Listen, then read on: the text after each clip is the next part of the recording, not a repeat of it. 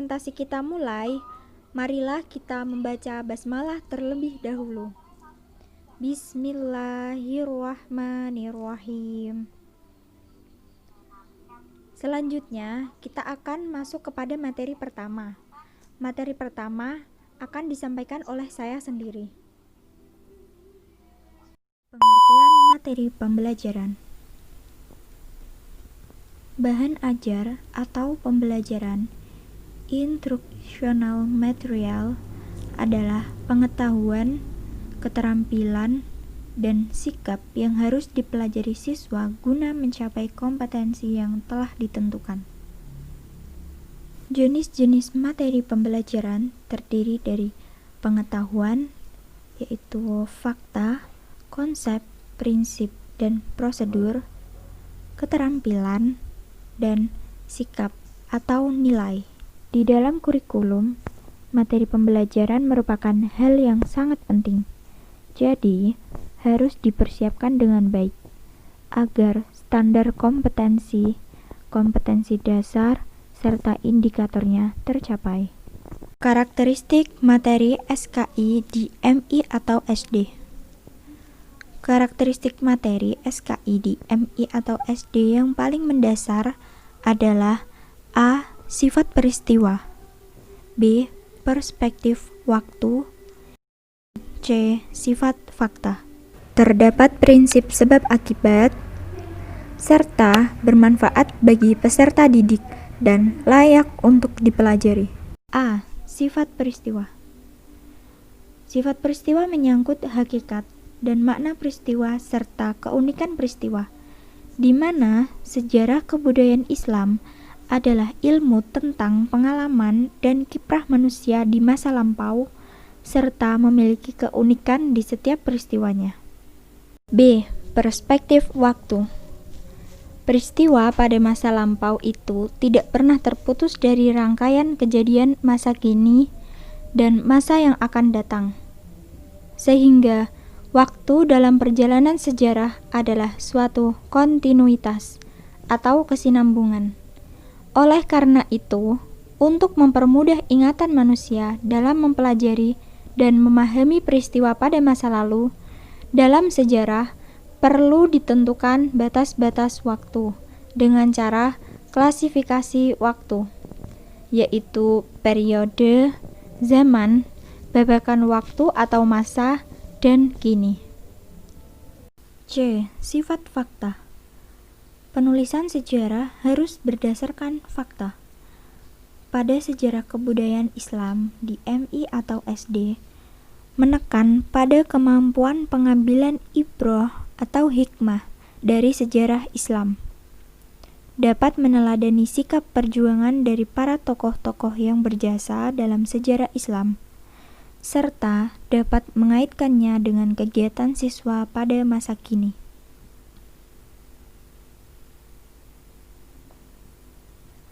Bahan atau materi sejarah yang dipelajari siswa dari perkembangan sejarah hendaknya menguraikan suatu peristiwa sejarah, tidak hanya mengungkapkan pengetahuan tentang apa, siapa, dan di mana, tetapi lebih ditunjukkan mengetahui mengapa dan bagaimana peristiwa itu terjadi, serta alasan apa saja yang mendasari suatu peristiwa.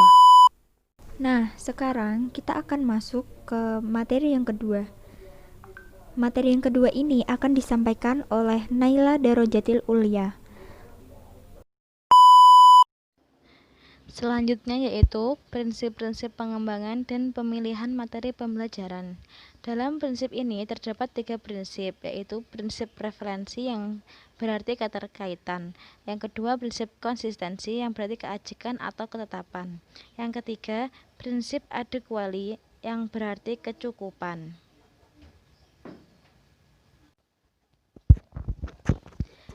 Yang pertama yaitu prinsip referensi. Prinsip referensi yaitu adanya referensi atau kesesuaian antara materi yang dikembangkan dengan standar isi yang menyangkut standar kompetensi dan kompetensi dasar. Jika kemampuan yang diharapkan bisa dikuasai peserta didik berupa pengenalan fakta, maka materi pembelajaran yang diajarkan harus berupa fakta, bukan konsep atau prinsip ataupun jenis materi yang lain. Yang kedua yaitu konsistensi. Prinsip konsistensi yaitu adanya keajekan antara bahan ajar dengan kompetensi dasar yang harus dikuasai oleh siswa. Jika kompetensi dasar yang harus dikuasai siswa ada 4 macam, maka materi atau bahan ajar yang harus diajarkan juga harus meliputi 4 macam tersebut. Yang ketiga yaitu prinsip adekuali. Materi yang diajarkan dalam prinsip adekuali hendaknya cukup memadai dalam membantu peserta didik menguasai kompetensi dasar yang diajarkan. Dalam prinsip ini, materi tidak boleh terlalu sedikit dan tidak boleh terlalu banyak. Jika terlalu sedikit, maka kurang membantu tercapainya standar kompetensi dan kompetensi dasar. Sebaliknya, jika terlalu banyak, maka akan mengakibatkan keterlambatan dalam pencapaian target kurikulum. Selanjutnya, pemilihan materi pembelajaran. Dalam pemilihan materi tersebut ada 3 identifikasi, yaitu identifikasi standar kompetensi dan kompetensi dasar, identifikasi jenis-jenis materi ajar, dan menentukan cakupan materi. Sebelum kita menentukan materi pembelajaran terlebih dahulu, perlu kita identifikasikan aspek-aspek keutuhan kompetensi yang harus dipelajari atau dikuasai oleh peserta didik. Aspek tersebut perlu ditentukan karena setiap standar kompetensi dan kompetensi dasar memerlukan jenis materi yang berbeda-beda. Sejalan dengan berbagai jenis aspek standar kompetensi, materi pembelajaran juga dapat dibedakan menjadi jenis materi seperti aspek kognitif, afektif, dan psikomotorik. Poin A yaitu ranah kognitif. Ranah kognitif berarti kompetensi yang ditetapkan meliputi pengetahuan, pemahaman, aplikasi, analisis, dan sintesis dan penilaian. Poin B yaitu ranah psikomotorik. Dalam ranah ini terdapat kompetensi yang ditetapkan meliputi gerak anggota badan seperti berdiri, duduk, sujud, rukuk, dan cara melafalkan kata atau setiap melafalkan doa. Poin C yaitu ranah afektif. Dalam ranah ini kompetensi yang ditetapkan meliputi respon, apresiasi, penilaian, dan internalisasi. Yang tergolong dalam ranah ini adalah prinsip, sikap, dan nilai. Identifikasi yang kedua yaitu identifikasi jenis-jenis materi ajar. Identifikasi ini dilakukan berkaitan dengan kesesuaian materi pembelajaran dengan tingkatan aktivitas atau ranah pembelajarannya. Adapun jenis-jenis materi ajar yaitu materi kognitif, materi ranah psikomotorik, dan materi ranah afektif. Dalam materi kognitif ditentukan berdasarkan perilaku yang menekankan aspek intelektual seperti pengetahuan, pengertian, dan keterampilan berpikir. Dan dalam materi pembelajaran yang sesuai dengan ranah afektif ditentukan berdasarkan perilaku yang menekankan aspek perasaan dan emosi seperti minat, sikap, apresiasi, dan cara penyesuaian. Dan materi pembelajaran yang sesuai untuk ranah psikomotorik ditentukan berdasarkan perilaku yang menekankan aspek keterampilan motorik. Dalam materi yang dipelajarkan perlu diidentifikasi secara tepat agar pencapaian kompetensinya dapat diukur. Dengan mengidentifikasi jenis-jenis materi yang akan diajarkan, maka guru akan mendapatkan ketepatan dalam pembelajaran. Cara mudah untuk menentukan jenis materi pembelajaran yang akan dipelajarkan adalah dengan cara mengajukan pertanyaan tentang kompetensi dasar yang harus dikuasai peserta didik. Dengan mengacu pada kompetensi dasar, maka kita akan mengetahui apakah materi yang harus kita pelajarkan berupa fakta, konsep, prinsip, prosedur, aspek, sikap, atau keterampilan motorik. Pemilihan materi pembelajaran yang ketiga itu menentukan cakupan materi.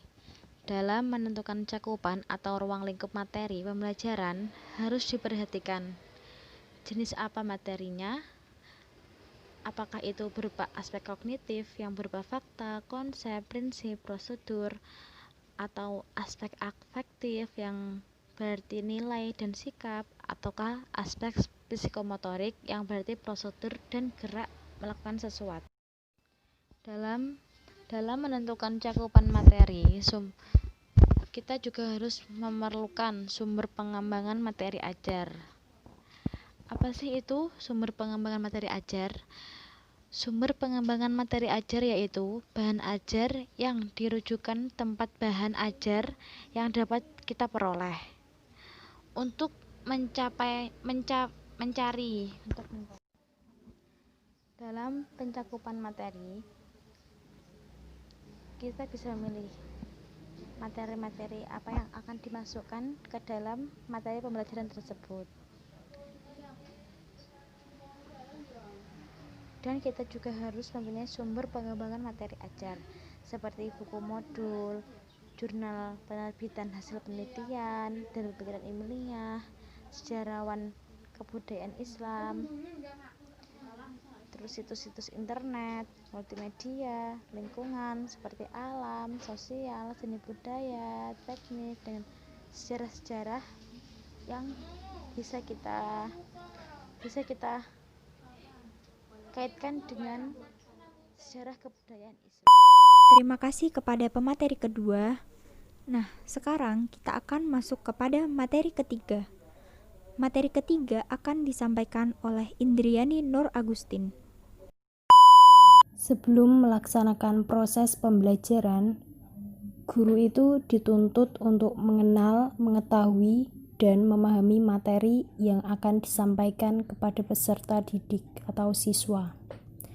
Nah, kalau seorang guru sudah betul-betul memahami struktur dan jenis materi yang diajar, maka guru akan mudah menyampaikan dengan baik. Struktur dan jenis materi ajar SKI. Nah, yang pertama yaitu fakta.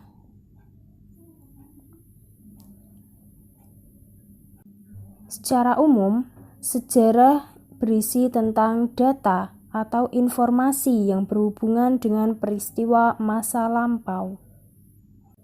Nah, data-data sejarah yang dimaksud adalah fakta, yang berarti segala sesuatu yang berwujud kenyataan dan kebenaran. Misalnya, yang pertama, peristiwa Isra Mi'raj Nabi Muhammad SAW, munculnya perintah sholat 5 waktu. Itu fakta ya, karena sudah tertera pada Al-Quran juga.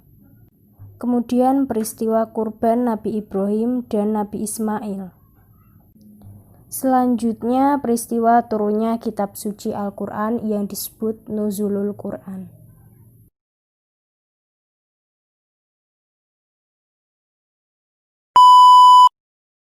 Selanjutnya yang kedua yaitu konsep.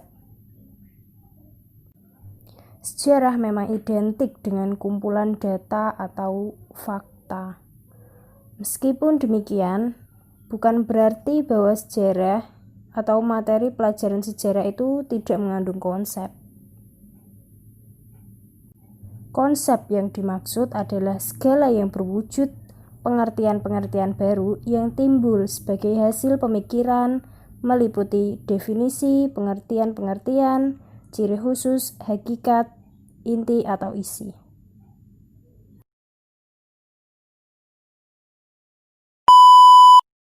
Yang ketiga yaitu prinsip. Prinsip merupakan hal yang utama dari mata pelajaran yang berisi hal-hal utama, pokok, dan memiliki posisi terpenting.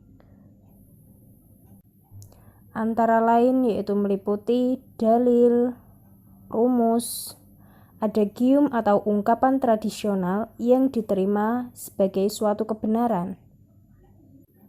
Lalu postulat, yaitu pernyataan yang telah disepakati kebenarannya, serta hubungan antar konsep yang menggambarkan implikasi sebab akibat.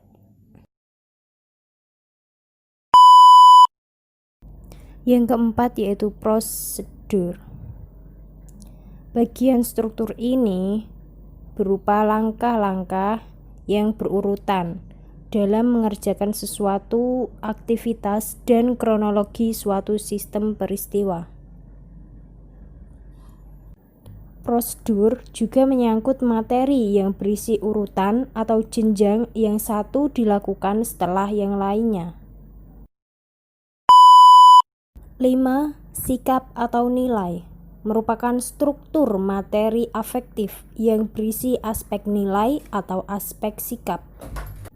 Misalnya nilai kejujuran, kasih sayang, tolong-menolong, semangat, minat belajar, dan bekerja. Nah, materi ajar yang baik tidak hanya memuat aspek kognitif dan psikomotor saja, sebagaimana tercermin dari 4 aspek di atas, tapi juga harus dengan muatan afektif, apalagi untuk pelajaran SKI. Guru dituntut untuk menampilkan struktur afektif dari materi ini yang berupa nilai dan sikap. Implikasi terhadap bahan ajar. Bahan atau materi sejarah yang dipelajari oleh siswa dari pembelajaran sejarah hendaknya menguraikan suatu peristiwa sejarah. Tidak hanya mengetahui tentang apa, siapa, dan di mana, tetapi lebih ke pemahaman mengapa dan bagaimana sih peristiwa itu terjadi, serta alasan-alasan yang mendasari suatu peristiwa. Misalnya, mengapa sih ada perang Badar? Bagaimana sih perang itu bisa terjadi? Dan apa alasannya? Keterbatasan materi sejarah seperti yang diharapkan dari buku-buku teks SKI yang ada saat ini membutuhkan peran guru SKI yang kreatif untuk mengaplikasikan pemahamannya mengenai wawasan dan kesadaran sejarah kepada siswa. Selain mengajar sejarah dengan bahan buku, kita bisa mengajar dengan cara bercerita, berdongeng, menampilkan video-video, menunjukkan gambar atau peta, benda bersejarah, atau mengajak ke tempat yang bersejarah. Dengan begitu, siswa lebih tertarik untuk belajar dan tidak membuatnya bosan. Terima kasih kepada pemateri ketiga. Sekian presentasi dari kelompok kami. Kurang lebihnya mohon maaf. Semoga bermanfaat bagi kita semua. Wassalamualaikum warahmatullahi wabarakatuh.